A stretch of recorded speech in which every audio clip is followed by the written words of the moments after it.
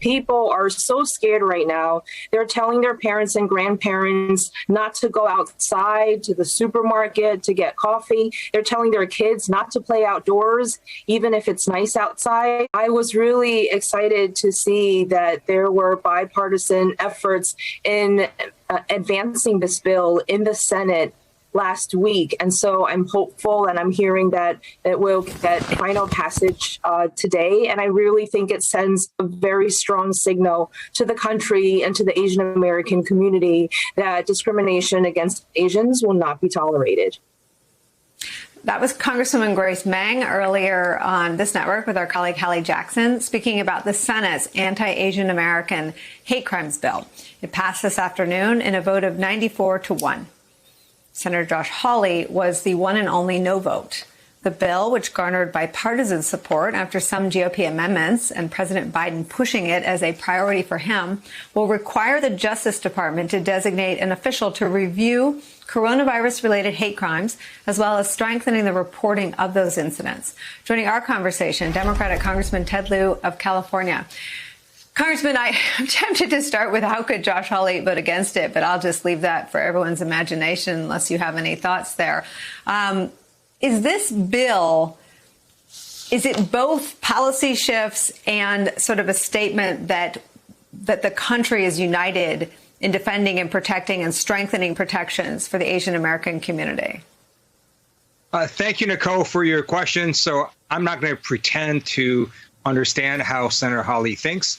In terms of the policy shift, I think it is important to have the Department of Justice really focus their efforts on COVID-19 related hate crimes. We saw a stunning spike in hate crimes against Asian Americans last year of nearly 150% across major cities at a time when overall hate crimes were decreasing.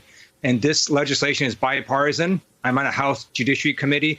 I'm sure that the committee and also our entire House of Representatives will support this legislation as well. And I do commend Congresswoman Meng and Senator Hirono and many others who worked on this legislation. Let me show you something Senator Schumer said today, placing the blame for some of that uptick squarely on the shoulders of Donald Trump. Let's watch. Now, we've made great strides since those days, but over the past several years, the forces of hate and bigotry seem to have gained strength, too often encouraged by our former president. It's time for all of us to stand up. By passing this bill, the Senate makes it very clear that hate and discrimination against any group has no place in America.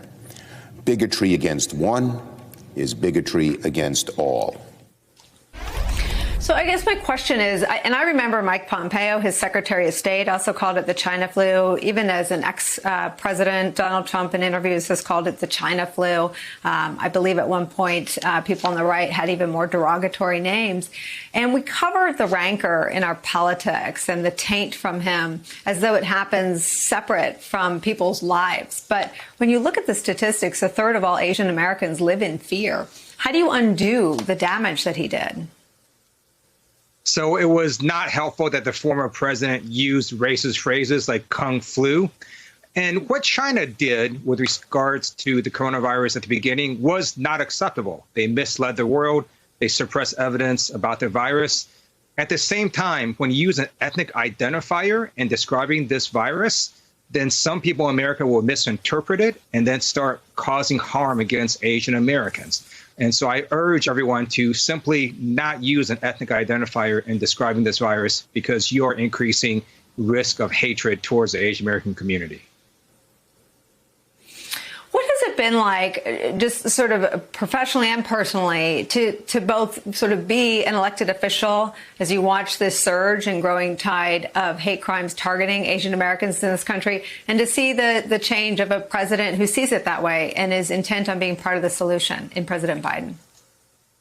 So what gives me hope is not only did you have the President of the United States give a primetime speech where he talked about the Asian American community, he also issued an executive order to combat hate crimes against Asian Americans. And then Vice President Harris and President Biden visited with Asian American leaders in Georgia. And in the last few weeks, we've seen a number of rallies across America in support of the Asian American community. These rallies were not massive, but they weren't small either. And so we're seeing, I believe, the political awakening of the Asian American community and a recognition that it doesn't matter what income level you're in or what job you hold or where you live, you or your parents or your child could be the victim of a hate crime.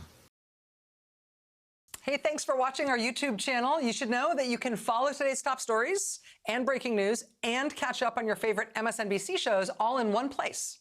Download the NBC News app today.